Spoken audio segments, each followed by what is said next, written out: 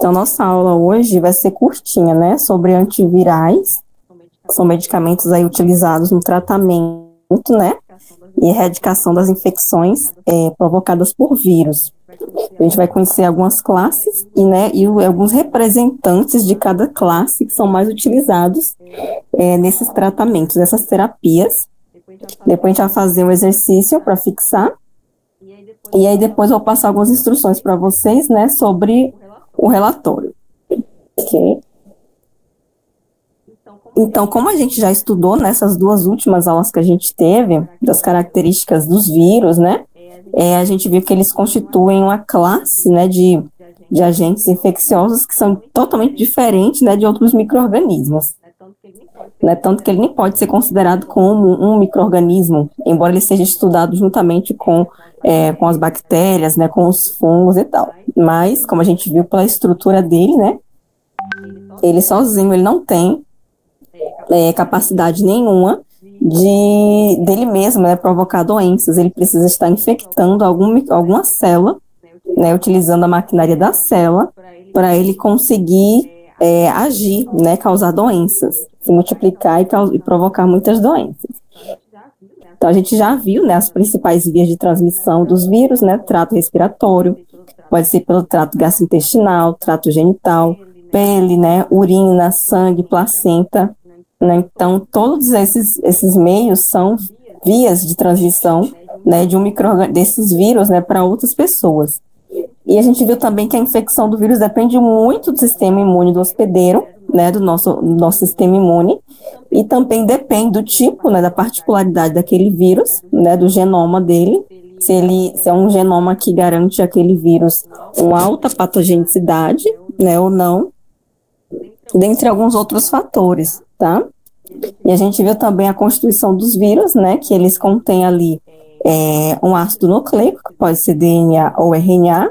Eles também têm a estrutura que recobre, né, que guarda esse material genético, que é chamado de capsídeo, né? Então, a junção do ácido nucleico com o capsídeo, a gente tem o nucleocapsídeo, e alguns vírus, eles possuem um envelope, né, que é um revestimento externo além do capsídeo, né, que esse envelope é derivado de onde? Da membrana, né, da membrana plasmática das células, né, que esses vírus já infectaram. Então, durante o momento ali de sair daquelas células, eles acabam pegando aquele fragmento, né, da membrana plasmática, e que aquele fragmento acaba virando um envelope viral, tá? Um envelope ali que tem uma característica bem semelhante a uma membrana plasmática, né? A característica de fosfolipídica, tá? E também nem todos os vírus, então, possuem esse envelope, apenas alguns tipos, né? A gente tem o coronavírus como principal exemplo, né, de vírus atual que a gente está em contato e que possui um envelope, né, que é um vírus envelopado. Ok? Então, o que são agentes antivirais? Né? Vão ser substâncias usadas no tratamento e profilaxia de doenças causadas por vírus, tá?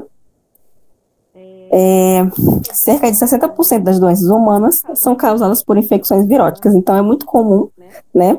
Então a gente tem até aquele velho ditado que a gente fala que sempre que a gente está com algum problema e vai em algum médico que não quer ter muito trabalho, né? A gente fala que eles vão dizer que é uma virose, tá? Então é muito comum o diagnóstico de virose, mas na maioria dos casos realmente é virose, né? Porque são infecções comuns, né, do dia a dia que afetam as pessoas, né? Essas infecções podem ser infecções perigosas, né, altamente patogênicas, como o coronavírus, que pode levar à morte em algumas situações, ou podem ser simplesmente um vírus da gripe, por exemplo, né, que é um vírus que causa alguns sintomas de gripe e nada muito grave, né, que possa levar a pessoa a óbito, a não ser que a pessoa esteja, né, com o sistema imune muito deprimido, né, ou com outros problemas muito graves de saúde.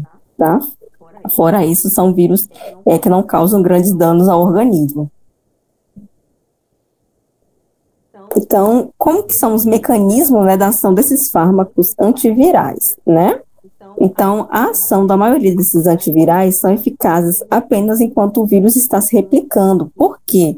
Porque o método de ação desses antivirais vai ser de alguma forma que impeça, né, todo aquele passo a passo da replicação que a gente já estudou, ou mesmo criar um estado, né, de imunidade ali nas células. Então, a maioria dos fármacos que a gente vai ver, eles interferem em alguma etapa, né, da replicação do vírus, tá?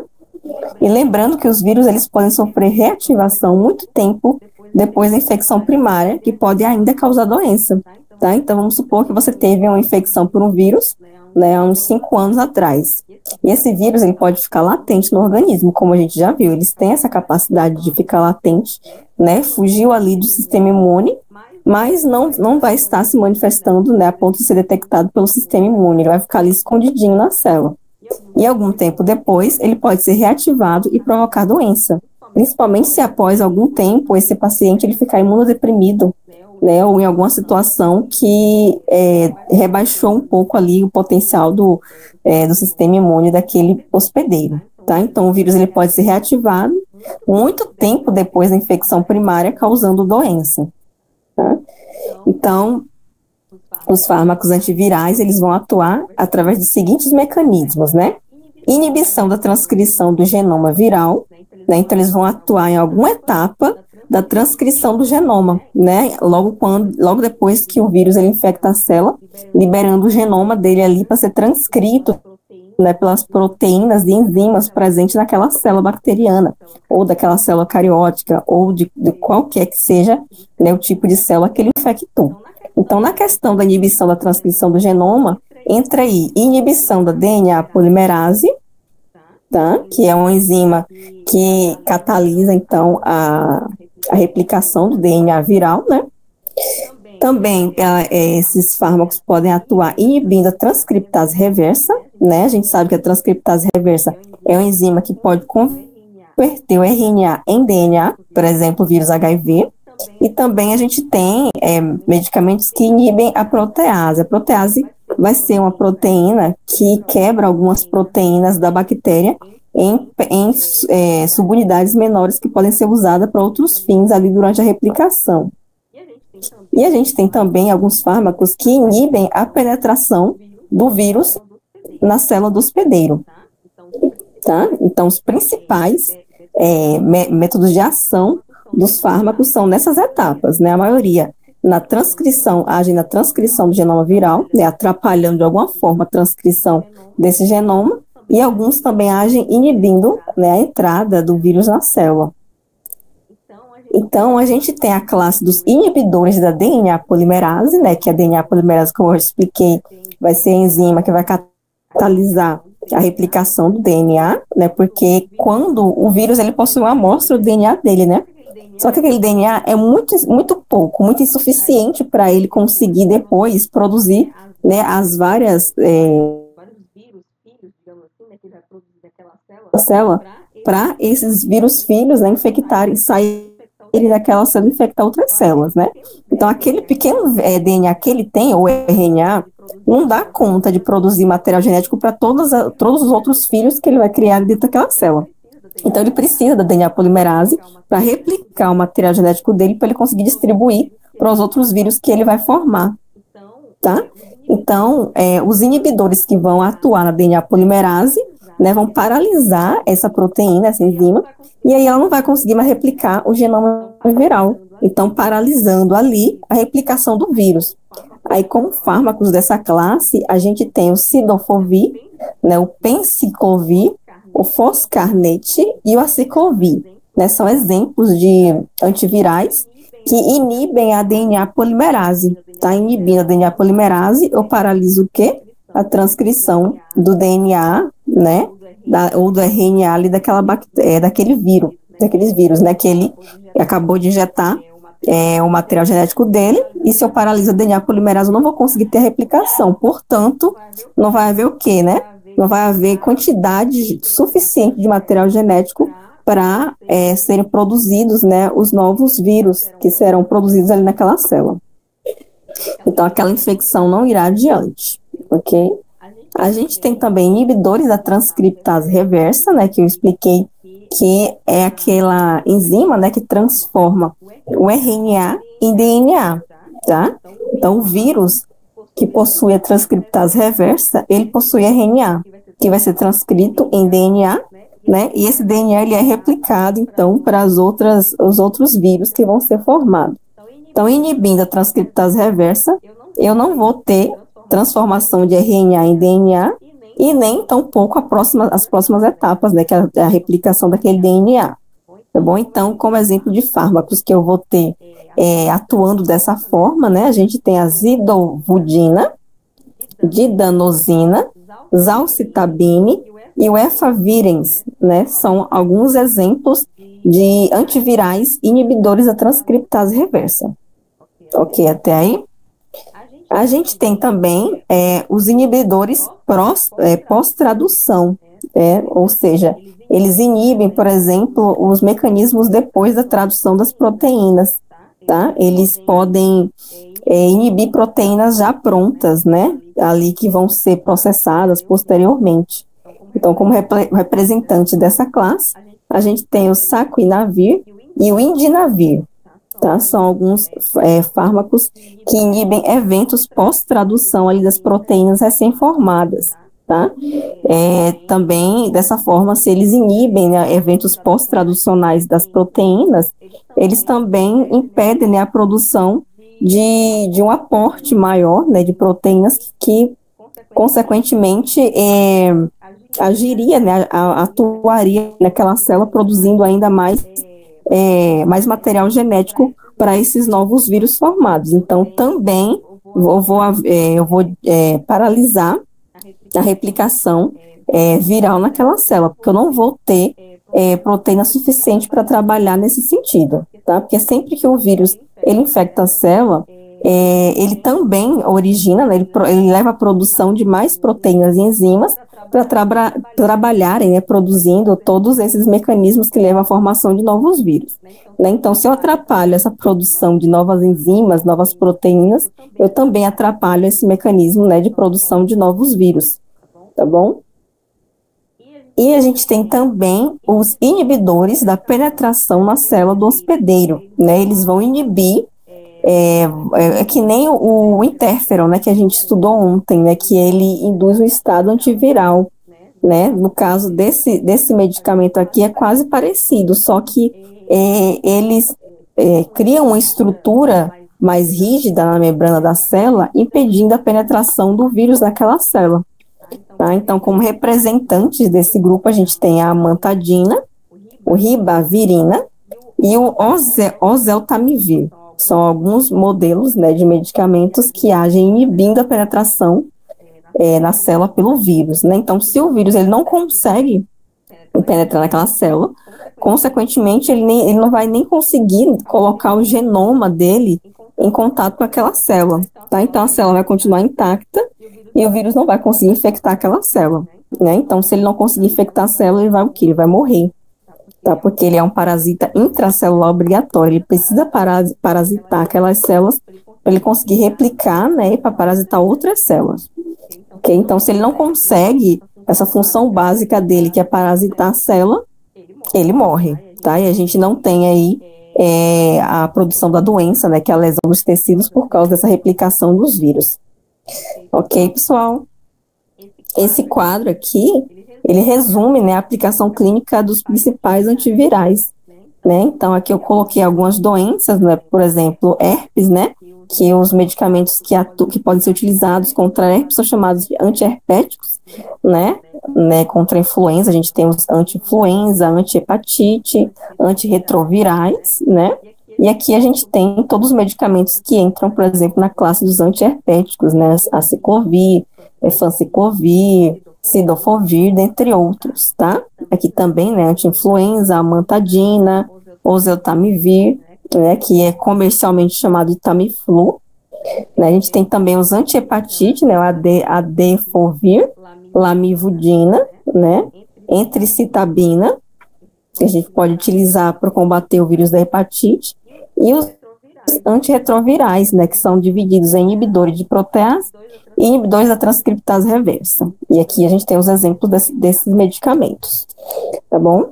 Então, em resumo, são esses os principais mecanismos de atuação desses medicamentos que são utilizados como antivirais, tá? Se ninguém tiver nenhuma dúvida, Vocês podem tentar resolver esses dois exercícios, né? Agora, para a gente prosseguir com a aula, ok? Vou dar aí 5 minutinhos, porque é bem pequenininho o exercício, né? E aí, se vocês conseguirem terminar, vocês avisam aí no chat. Pessoal, ontem a internet de vocês caiu, porque no final da aula, antes de resolver o exercício, todo mundo sumiu. Eu não sei se a internet caiu, né? Ou se vocês tinham algum outro compromisso e saíram da aula, não sei. Eu imaginei que a internet tivesse caído, né? Pra sair todo mundo junto.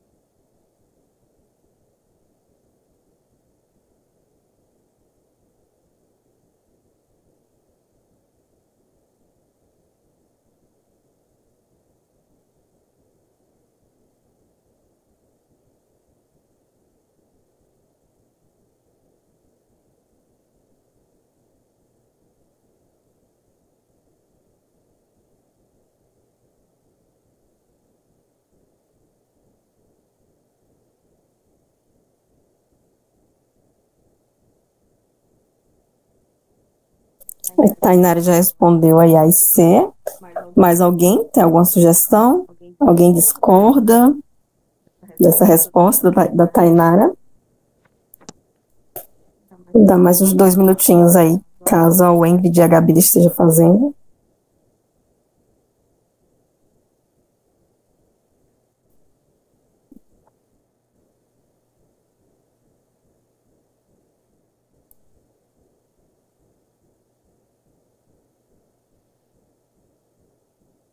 Ok, Wendy, pode terminar.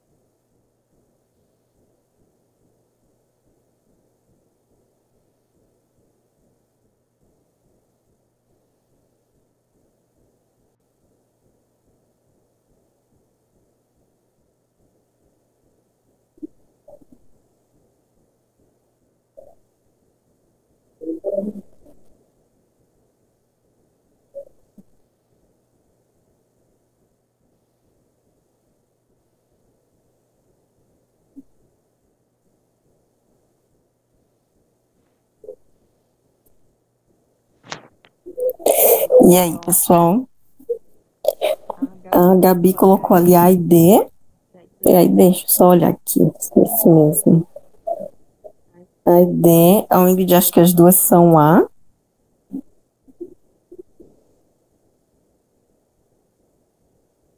Vamos ver aqui.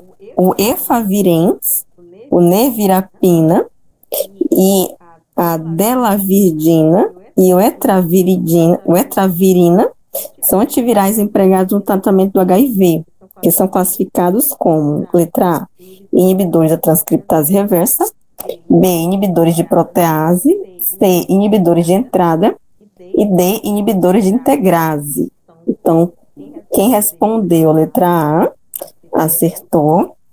Parabéns, né? Esses medicamentos, eles são inibidores da transcriptase reversa, né? Que é aquela enzima que o vírus, ele possui, né? E ele leva à produção de mais dessa enzima, né? Na célula, que converte o RNA em DNA, tá? Então, esses medicamentos, eles agem inibindo a transcriptase reversa. Então, parabéns a quem acertou. A próxima é o que deixou um pouco mais de polêmica, né? A Tainara acha que é a C, a Ingrid acha que é a A e a Gabi acha que é a D. Eu perguntei, o fármaco amantadina é um antiviral que pode ser classificado como A, inibidor da transcriptase reversa, B, inibidor de protease, C, inibidor de entrada ou D, inibidores de integrase. Então, quem venceu essa foi uma de vocês. E foi quem respondeu a letra C, foi a Tainara. Parabéns, é a letra C mesmo. Essa amantadina, a gente viu que ele está classificado como inibidor de entrada. Então, ele impede a entrada do vírus, né, e a injeção, consequentemente, do seu material genético na célula, tá? Então, esse daí, a amantadina, é o inibidor de entrada, tá? Então, é a letra C que está correto, tá? Para quem errou aí, corrigir. Ok? Alguém ficou com alguma dúvida com relação a esse assunto? Então, eu sintetizei ele o máximo possível para a gente também não ter muito assunto para a gente estudar para a prova. Aí, eu queria que vocês depois verificassem os links que eu mandei no e-mail de vocês. Lembrando que as primeiras aulas eu não consegui gravar, tá? Mas as outras eu consegui gravar e aí eu estou disponibilizando os links no e-mail. Estou enviando no e-mail de vocês. Aí, vocês verificam lá os links se está funcionando tudo. E eu também tinha pedido um relatório, né, de prática daquelas práticas da identificação bioquímica das bactérias gram-positivas, né? Que eu, se eu não me engano, não sei se eu mandei os links só dos vídeos para vocês, mas eu acho que eu cheguei a mandar, tá? Conferem para mim também se os links estão lá.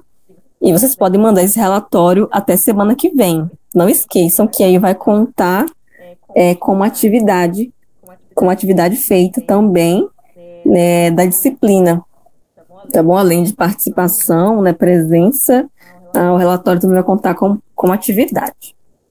Aí a Tainara perguntou, o conteúdo da prova vai ser todas as aulas. Sim, agora na prova não vai cair todos os assuntos, né, mas aí vocês têm que dar uma revisada nos assuntos. Eu vou, como a gente não vai ter tempo de pegar uma aula, fazer uma lista, eu vou mandar para vocês alguns exercícios essa semana que vai direcionar mais vocês para fazerem a prova. Então, aí vocês podem responder o exercício, né, durante algum período que vocês tiverem tempo, e se tiver dúvidas, vocês podem entrar em contato, tá? Porque como a gente começou acho que já era mais do que metade, né, do segundo semestre, a gente teve que correr bastante, não vai ter esse tempo da gente ficar resolvendo exercício. Aí eu mando para vocês essa lista, né, vocês resolvem em casa, e aí se surgir dúvida, vocês entram em contato. Mas aí a nossa prova vai ser basicamente, né, o que a gente vê ali na lista, né, vamos basear um pouco na lista para fazer a prova, e também as informações mais básicas, né, dos conteúdos que a gente viu, tá bom? Alguém tem mais alguma dúvida, alguma pergunta?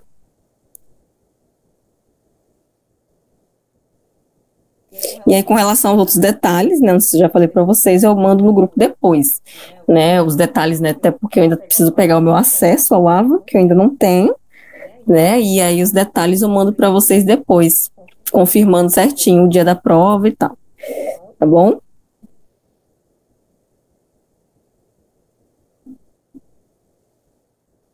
Alguém tem mais alguma dúvida sobre a prova, né, sobre essas atividades?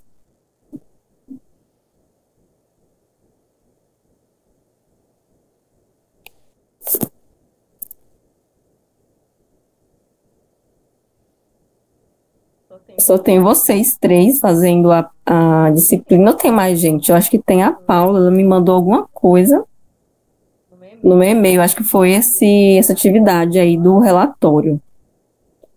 Então, acho que são 4 pessoas, né, da disciplina. Só para saber mesmo. Ok, pessoal? Tudo bem?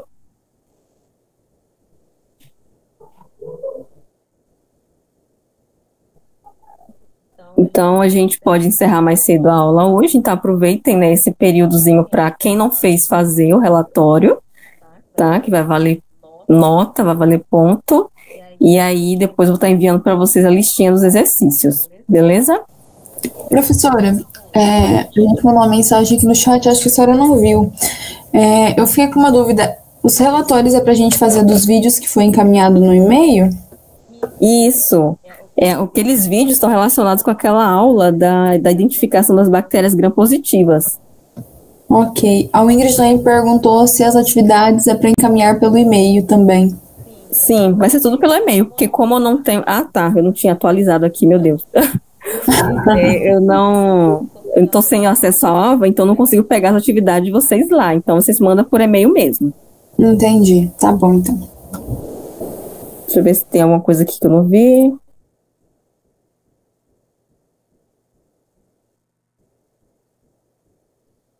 Isso, tudo no e-mail, relatório. As atividades também podem enviar, né? Vou contabilizar como participação, tá? Vocês podem me responder e me enviar, que vai servir tanto para treinar, para vocês treinarem para a prova, quanto como atividade também. Então, quem me enviar, tá? Eu vou estar recebendo por e-mail também. Aí vocês só identificam, né, o nome de vocês na, no objetivo, ali no campo, né, do assunto, coloca lá a atividade, o nome, que eu já sei de quem que é. Beleza? Então tá bom, pessoal. Até semana que vem. Qualquer dúvida, não deixem de entrar em contato, tá bom? Até. Boa noite, professora. Boa noite, meninas. Tchau, tchau.